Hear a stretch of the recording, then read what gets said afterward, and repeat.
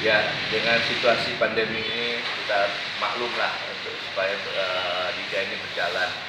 Untuk perubahan ini ya kita anggap kita ambil bagusnya, baiknya dengan singkat pertandingan bisa lebih cepat selesai.